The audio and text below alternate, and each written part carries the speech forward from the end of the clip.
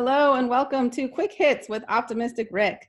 My guest today is Rick Atkinson. He is a season ticket holder and Eagles Club member, and just happens to be one of the most positive and uplifting people I've ever met in my entire life. Rick, thanks for being here. Now, Rick, you're a diehard AU fan. Can you tell us the story of how that came to be? Well, we moved out here to help with the grandkids from Arizona like 6 years ago. So the grandkids need swim lessons. So we thought, Bender Arena's right up the street. We live in New Mexico. So we go in there and we've all stood around waiting for our kids to do their activity, right? So I'm in Bender, killing time. I did play college basketball a million years ago. And so I kind of have this slight thing for it. But I'm wandering around in there, and I think that hardwood was calling me as I come. And pretty soon I come around the corner down on the floor, and there's Coach Brennan, and he's got like 3 kids, and he's working on a baseline move drive. And I'm like, oh my gosh, I've forgotten all about all this. And I remember thinking basketball gets kind of boring because it's so repetitive. And he's like a master. It's like advanced teaching. It was evident instantly. I'd never seen that kind of detail. So then, I reached out to the staff and mentioned who I was or whatever, and they reached out to me.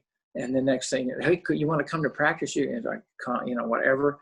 And it was just a beautiful. It's just one thing built on another, and then I'm there. There's other sports here too.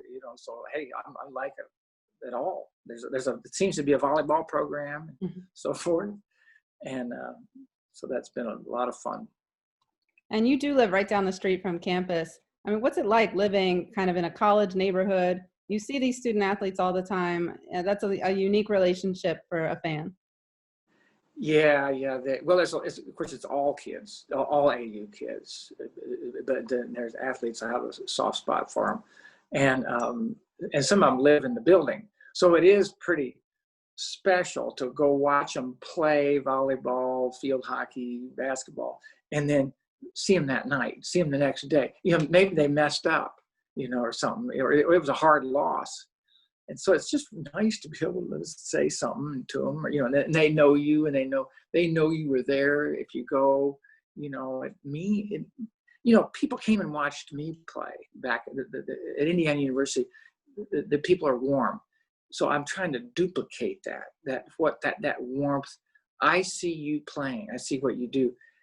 There's so many cute things that they tell me, or I get to hear about, and so forth.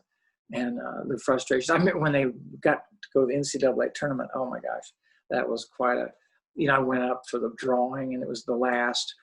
They have that drawing on TV. They're all there, and they draw, and it's the last one. And then they get to go to California, and I've played it. California and UC, I know how to be in that room with them when they got that feeling. And it's just, and then talk to them when they come back. And we'll talk about it for years, anybody that was on that team.